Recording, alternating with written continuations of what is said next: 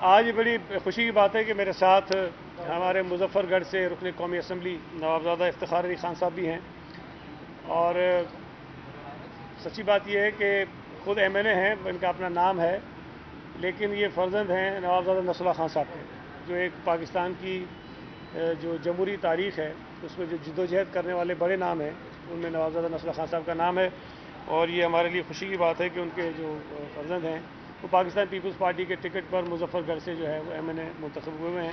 میں ان کو شکریہ ادا کرتا ہوں کہ آج ہمارے ساتھ کھڑے ہیں۔ ان کی بھی فلائٹ تھی لیکن میں نے گزارش کی کہ آ جائیں۔ میں بات شروع کروں گا خیبر پختونخوا میں جو بلدیاتی انتخابات ہوئے کچھ علاقوں میں اور ان کے جو نتائج آئے ہیں۔ حالانکہ ابھی تک 100% نتائج الیکشن کمیشن نے اس کا اعلان نہیں کیا، کئی علاقوں کے نتائج انہوں نے روکے ہوئے ہیں، لیکن جو ابھی تک نتائج آئے ہیں اگر آپ اس کو سامنے رکھیں تو چیئرمین بلاول بھٹو زرداری صاحب نے کافی عرصہ پہلے ایک بات کہی تھی کہ پی ٹی آئی کا جو جنم ہے وہ پشاور میں ہوا ہے اور پی ٹی آئی پشاور میں دفن ہو جائے گی، اور اس بلدیاتی الیکشنز کے نتائج نے یہ ثابت کیا ہے کہ خیبر پختونخوا کے لوگوں نے جو پی ٹی آئی کو ماضی کے 2-3 الیکشنز میں ووٹ دے کے کامیاب کروایا تھا، انہوں نے پی ٹی آئی کی کارکردگی کو دیکھتے ہوئے جو معیشت کا بیڑا غرق انہوں نے کیا ہے، جو غریب لوگوں کے اوپر مہنگائی کے پہاڑ توڑے ہیں، جو جمہوری نظام کو انہوں نے کمزور کیا ہے، اس کی سزا شاید انہوں نے پی ٹی آئی کے جو لوگ ہیں ان کو دی ہے، ان کے امیدواروں کو دی ہے۔ اور یہ بات بھی ہمیں ذہن میں رکھنی چاہیے کہ جو نتائج آئے ہیں ان نتائج میں جو نتائج آئے ہیں ان نتائج میں جو انٹرفیرنس تھی وفاقی حکومت کی اور خیبر پختونخوا کی حکومت کی، ان کے جو وفاقی وزراء تھے، ان کے جو صوبائی وزراء تھے، ان کے جو اسپیکر قومی اسمبلی ہیں، ان لوگوں نے اتنا کھل کے مداخلت کی ہے، دن دہاڑے جس کو کہتے ہیں نا ڈاکے مارے انہوں نے جس کسی سے انہوں نے مداخلت کی ہے۔ ویڈیوز ریکارڈ پر ہیں، آڈیوز ریکارڈ پر ہیں کہ کس انداز میں وہ لوگوں کو پیسے تقسیم کرنے کی باتیں کرتے رہے، لوگوں کو دھمکیاں دیتے رہے، ڈراتے رہے، اس کے باوجود بھی ایون یہاں تک کہ عمران خان خود بھی گئے اور الیکشن کمیشن کے منع کرنے کے باوجود گئے، انہوں نے کوڈ آف کنڈکٹ کو وائلیٹ کیا اور وہاں جا کے منصوبوں کا اعلان کیا۔ ان تمام ہتھ کنڈوں کے باوجود بھی پی ٹی آئی کا جو جنازہ نکلا ہے خیبر پختونخوا سے، وہ میں سمجھتا ہوں کہ بہت عبرتناک ایک مثال ہے کہ اگر آپ عوام کے اوپر مہنگائی کے پہاڑ توڑیں گے، اگر آپ عوام کو بیوقوف سمجھتے ہوئے ان کے ساتھ ایسی زیادتی کریں گے جو برداشت نہیں کر سکتے ہیں، تو لوگوں کے پاس جو ووٹ کی طاقت ہے اس کے ذریعے وہ آپ سے بدلہ لیتے ہیں۔ اگر آپ ایک بات پہ غور کریں کہ خیبر پختونخوا میں جو نتائج آئے ہیں اس میں اپوزیشن کی جماعتوں کو جو ووٹ ملا ہے، جس میں چاہے جے یو آئی ہو، چاہے عوامی نیشنل پارٹی ہو، چاہے پاکستان پیپلز پارٹی ہو، چاہے جماعت اسلامی ہو، چاہے پی ایم ایل این ہو، اپوزیشن کی جماعتوں کے اگر ووٹ کو آپ ملائیں اور پی ٹی آئی کے ووٹ کو ملائیں تو کم از کم 3-4 گنا ووٹ اس سے زیادہ پڑا ہے۔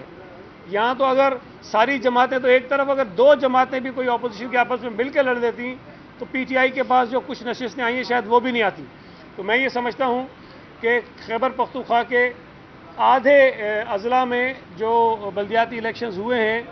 انہوں نے عوام کے موڈ کا آپ کو بتا دیا ہے، اور یہ وہ خیبر پختونخوا ہے جو پی ٹی آئی کا گڑھ تھا،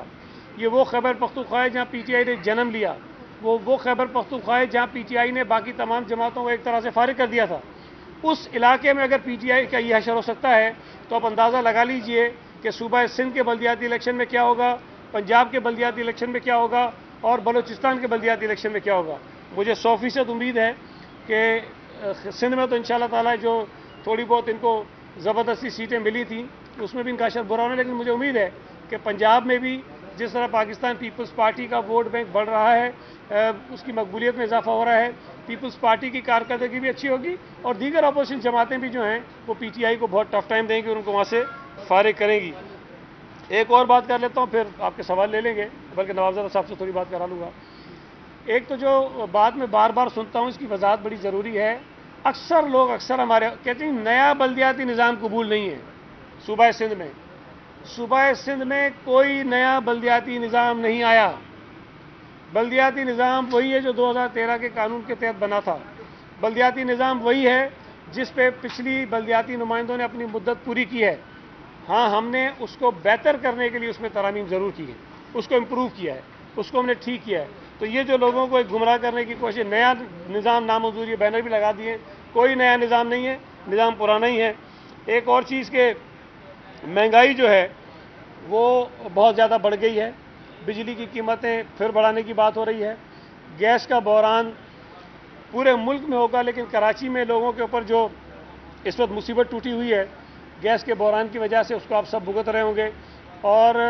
ایم کیو ایم جو ہے اس پر بات نہیں کر رہی ہے. کراچی کی انڈسٹریز کو گیس نہیں مل رہی ہے، کراچی کی فیکٹریز بند ہو رہی ہیں، اور ایم کیو ایم اس پہ بات نہیں کر رہی ہے. پیٹرول کی قیمتیں بڑھ رہی ہیں، بین الاقوامی مارکیٹ میں کمی ہو رہی ہے. وفاقی حکومت وہ کمی پاکستان کے شہریوں کو منتقل نہیں کر رہی ہے، ایم کیو ایم اس پہ بول نہیں رہی ہے. چینی کے اسکینڈل میں جتنے ان کے مافیاز انوالو تھے، کمیشن کی رپورٹ آئی ہے، لوگوں کے نام اس کے اندر موجود ہیں، اس پہ حکومت کارروائی نہیں کر رہی ہے، ایم کیو ایم اس پہ نہیں بول رہی ہے. گندم کے مافیا پہ، گندم کے جو بحران پیدا کیا گیا، جو گندم کی قیمت بڑھی اور لوگوں کی اور ہماری اور آپ کی جیبوں پہ ڈاکے ڈلے، ایم کیو ایم اس پہ نہیں بول رہی ہے. یوریا کا بحران پورے ملک میں پیدا ہوتا جا رہا ہے. یوریا کے بحران کا مطلب ہے کہ آپ کی فصل ٹھیک نہیں ہوگی، آپ کی فصل ٹھیک نہیں ہوگی تو آپ کی جو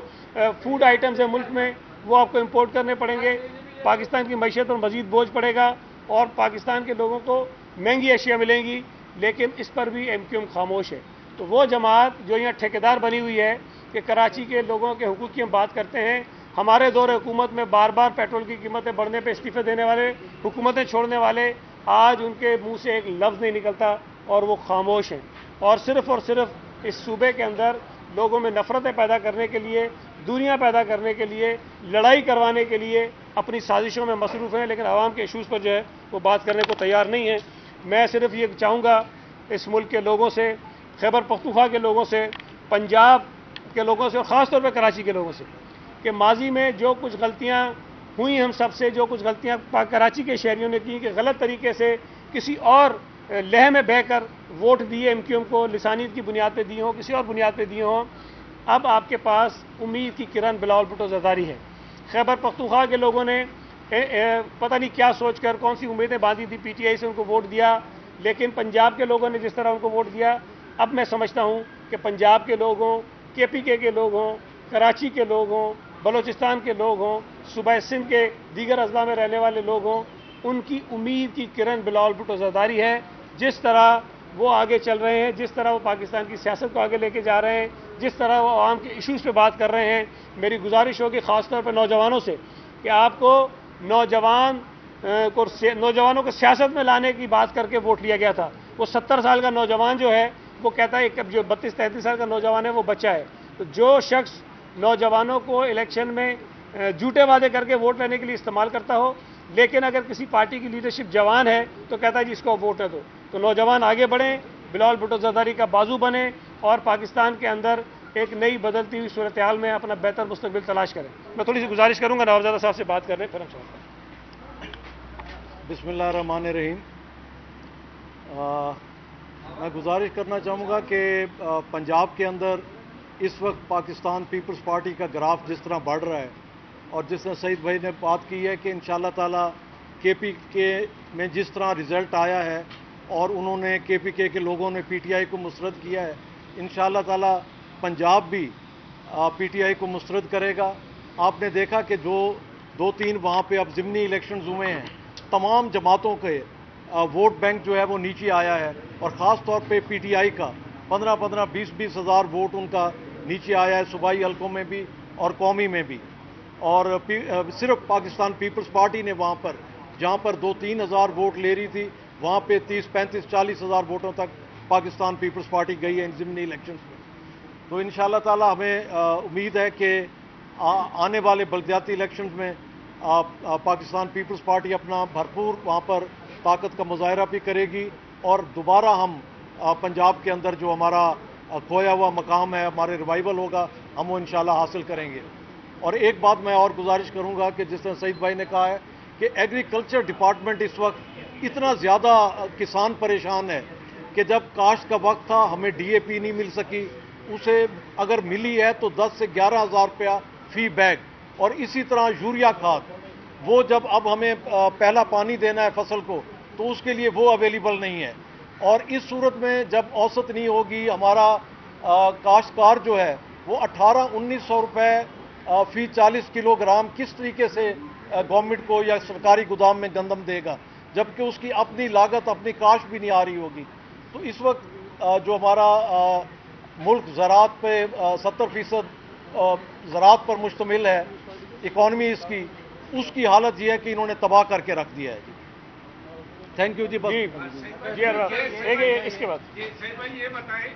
کہ جو نتائج آئے خیبر پختونخوا میں، وہاں ان کے وزیر اطلاع یا ترجمان جو ہے خیبر پختونخوا، ان کا یہ کہنا ہے کہ ہم اپنی نااہلی کی وجہ سے نہیں بلکہ مہنگائی کی وجہ سے ہار گئے۔ تو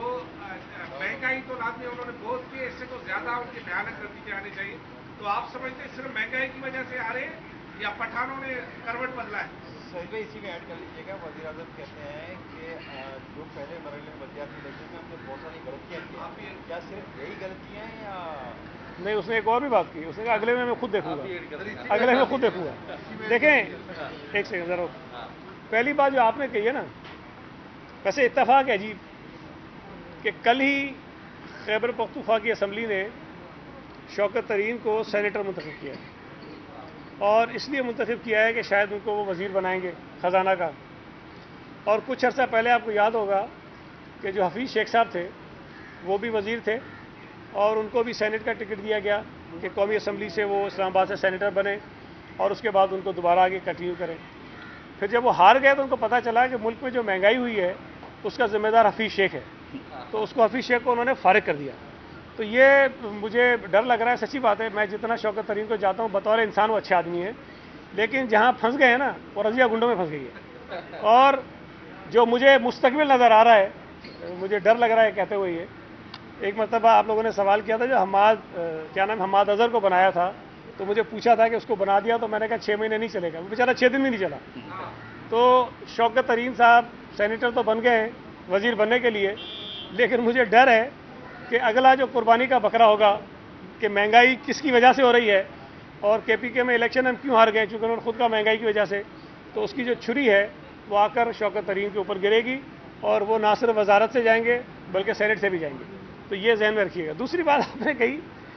اگر مہنگائی کی وجہ سے بھی گئے، ہم تو یہی کہہ رہے ہیں نا کہ بار بار یہ کہہ رہے ہیں کہ بھائی لوگوں پہ اتنا ظلم کیا ہے آپ نے بجلی مہنگی کر دی ہے، آپ نے گیس مہنگی بھی کر دی اور ناپید بھی کر دی ہے، آپ نے پیٹرول مہنگا کیا ہے، آپ نے دوائیاں مہنگی کی ہیں،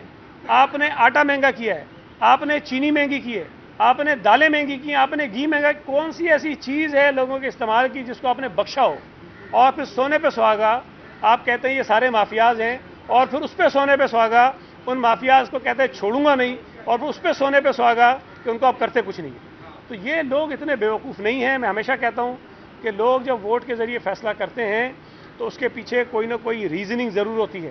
اگر پیپلز پارٹی کو سندھ میں ووٹ ملتا ہے اور بائی الیکشنز میں زیادہ ملتا ہے، آپ کچھ کہہ لیں، لیکن میرا اس پہ ایمان ہے تو پولیٹیکل ورکر کے لوگ جو ہیں باشعور ہیں، اور آپ کو کے پی کے اندر یہ نتیجہ نظر آ گیا ہے۔ تو میں یہ سمجھتا ہوں کہ یہ سلسلہ جو چلا ہے کے پی کے سے، بلکہ کراچی سے ہی چلا، کینٹونمنٹ کے الیکشنز ہوں، ہمارے بائی الیکشنز ہوں، ان کا حشر برا ہوا ہے، تو کے پی کے سے چلنے والی جو ہوا ہے وہ سندھ کے بلدیاتی الیکشن میں بھی ان کو ایکسپوز کرے گی، اور پنجاب میں جو بلدیاتی الیکشن ہوں گے اس میں بھی ان کو ایکسپوز کرے گی، اور اگلے الیکشن آنے تک پی ٹی آئی کی حیثیت وہی ہوگی جو 2002 میں تھی، اور وہ ختم ہو جائے گی۔ اچھا سعید بھائی، میرا سوال یہ ہے کہ جس طرح آپ بتا رہے ہیں کہ گزشتہ دنوں میں آپ نے کہا تھا کہ ایم کیو ایم دھون دھمکی کے ذریعے سے آتی ہے، اب بھی ان کے بڑے جرائم سامنے لائے گئے ہیں، تو کیا اب یہ طے ہو گیا کہ ایم کیو ایم کے ساتھ کسی بھی سطح پر آئندہ کوئی مذاکرات نہیں ہوں گے ان کو؟ اور جو ناصر شاہ صاحب نے کہا تھا ان کے خلاف جنگی جرائم کا مقدمہ چلنا چاہیے، تو حکومت میں ہے تو وہ ناصر شاہ کس سے مطالبہ کر رہے ہیں؟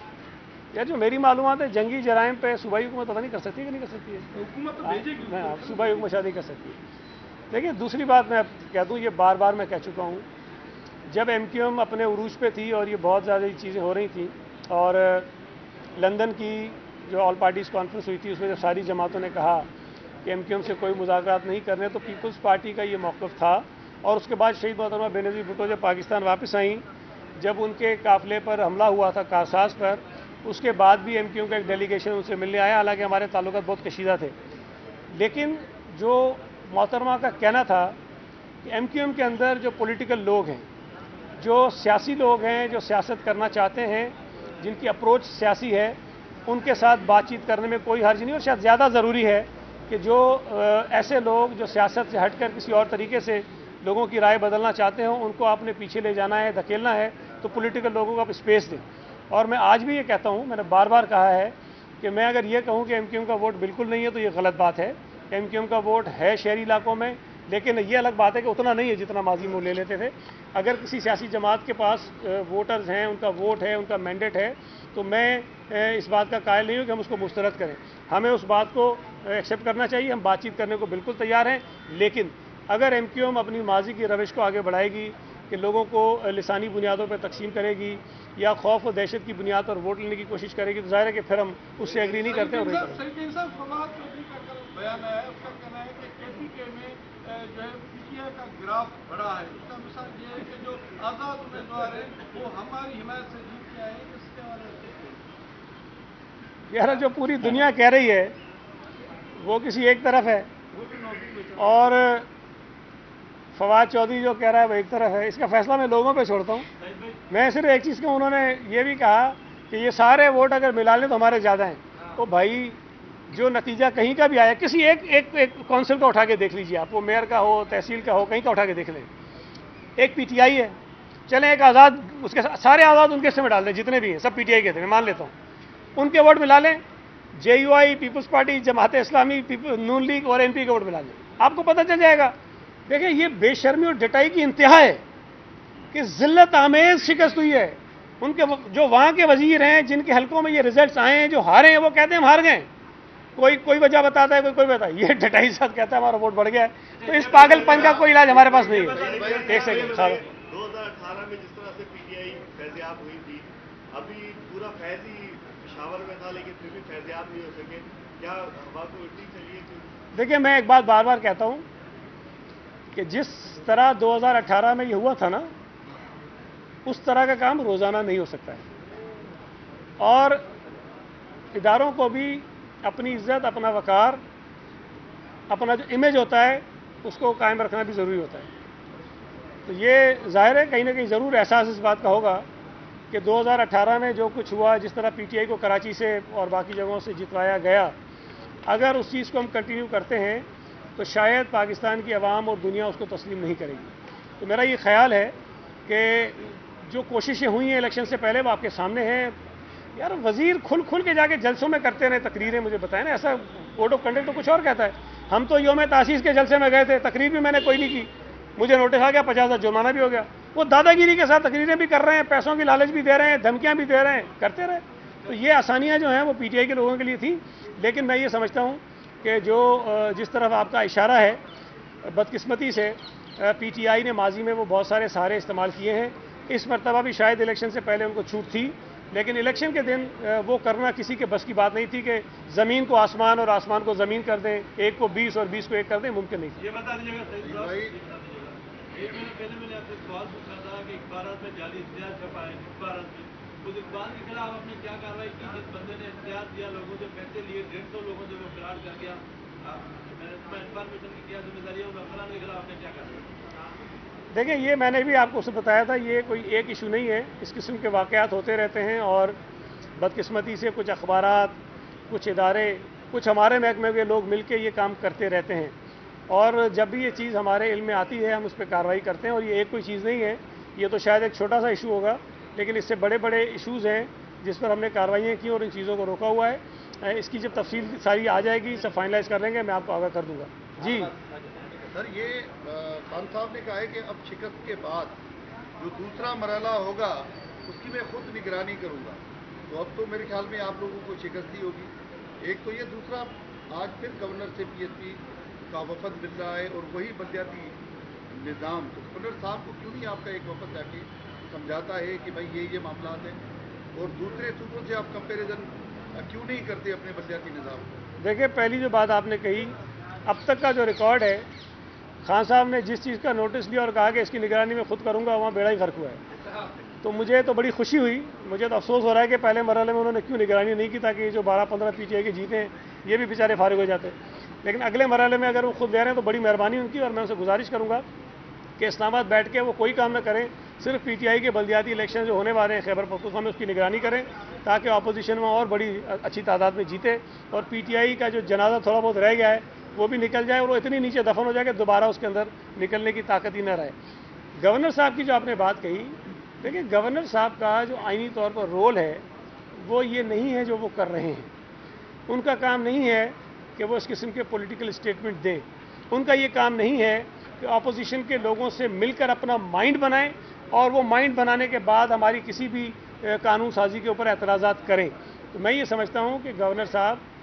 اپنے کانسٹیٹیوشنل مینڈیٹ سے جو ہے وہ شاید اس کو آگے پیچھے کہیں کر رہے ہیں, اور یہ مناسب بات نہیں ہے. باقی جو اختیارات کی بات ہے لوگ ان سے ملتے ہیں, ان سے بات کرتے رہیں. گورنر صاحب اپنا چپڑاسی بھی ٹرانسفر نہیں کر سکتے قانون کے مطابق, تو نا تو ٹھیک ہے, ایک آئینی عہدہ ہے. میں بار بار کہتا ہوں وہ جو کام کرتے ہیں نا, دوستوں یاروں کو بلاتے ہیں, چائے پیتے ہیں, کھانا کھاتے ہیں, گپ شپ لگاتے ہیں, وہی کام ٹھیک ہے, وہی کرتے رہیں. باقی گورنر صاحب کہتے رہیں, اس سے ہمیں کوئی فرق نہیں پڑتا. لیکن یہ ہے کہ جس طرح سے وہ کر رہے ہیں وہ اپنے آپ کو ایکسپوز کر رہے ہیں اور اپنا جو ایک آئینی عہدہ ہے اس کے ساتھ زیادتی کر رہے ہیں. سر یہ ہے کہ ابھی آپ نے کہا کہ وہ اپنی آئین جو حدود ہے اس سے تجاوز کر رہے ہیں, تو کیا سندھ گورنمنٹ کے آئینی حدود سے تجاوز کرنے کے حوالے سے کوئی آئینی راستہ ہے جو آپ کیا کریں گے گورنمنٹ کے حوالے سے؟ میں نے ایک اور بات آخر میں کہی کہ یہ ساری چیزیں کر کے وہ اپنے آپ کو ایکسپوز کر رہے ہیں. تو مجھے تو ہمیشہ خوشی ہوتی ہے جب میرا مخالف کوئی ایسی چیزیں کرے جس سے اس کا اپنا کردار سامنے آئے اور وہ ایکسپوز ہو. تو مجھے تو خوشی ہے. گورنر صاحب اور بیان دیں اور اپوزیشن سے ملیں اور ان کے کہنے پہ فیصلے کریں, بہت اچھی بات ہے. لیکن دنیا دیکھ رہی ہے کہ سندھ کا جو گورنر ہے وہ اپنے جو آئینی اس کا رول ہے اس سے وہ انحراف کر رہے ہیں. Thank you. دوسرا سوال کر رہے ہیں. گورنر کو کچھ بھی نہیں کر سکتے. گورنر کو جو پیسے سندھ حکومت دیتی ہے وہ تو نہیں, میں نہیں سمجھتا. وہ ایک آئینی پوزیشن ہے, آئینی عہدہ ہے, اور ٹھیک ہے وہ چائے پانی کا خرچہ ان کو ضرور جانا چاہیے. Thank you G.